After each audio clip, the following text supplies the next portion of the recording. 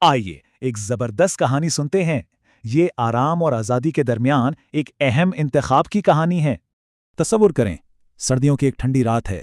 ایک بیچارہ بھوکا بھیڑیا اندھیرے جنگل میں کھانے کی تلاش میں ہے۔ اچانک اس کے سامنے ایک موٹا تازہ حشاش بشاش اور پالتو کتا آ جاتا ہے، بالکل حیران کن۔ بھیڑیا بڑی حیرت اور دکھ سے پوچھتا ہے، تم اتنے خوش کیسے ہو؟ میں تو ہمیشہ بھوکا رہتا ہوں۔ کتا بڑے فخر سے بتاتا ہے کہ وہ انسانوں کے گھر کی رکھوالی کرتا ہے اور مزیدار کھانا کھاتا ہے۔ یہ سن کر بھیڑیا خوشی سے اچھل پڑا، کہنے لگا اگر مجھے بھی کھانا ملے تو میں ساتھ چلوں گا۔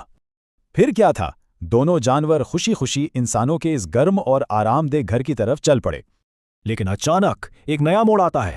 بھیڑیا ٹھٹک کر پوچھتا ہے، تمہارے گلے پر یہ نشان کیسا ہے؟ کتا ہنس کر بولا، ارے یہ تو کچھ نہیں، مالک دن میں مجھے زنجیر سے باندھ کر رکھتا ہے۔ یہ سچ سنتے ہی بھیڑیا بالکل خاموش ہو گیا۔ اسے فوراً احساس ہوا کہ کتا تو آزاد ہی نہیں ہے۔ کتے نے سمجھایا، دیکھو، بہترین کھانے اور حفاظت کے بدلے بس تھوڑی سی آزادی کی قربانی تو دینی پڑتی ہے۔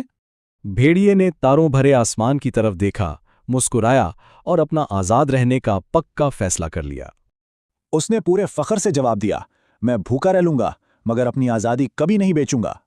اور پھر وہ واپس اسی سرد جنگل کی طرف چل پڑا، لیکن اس بار اس کے قدموں میں فخر تھا۔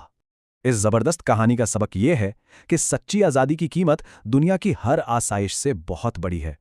تو سوچنے کی بات یہ ہے کہ کیا واقعی آزادی جیسی عظیم نعمت کی کوئی قیمت ہو سکتی ہے؟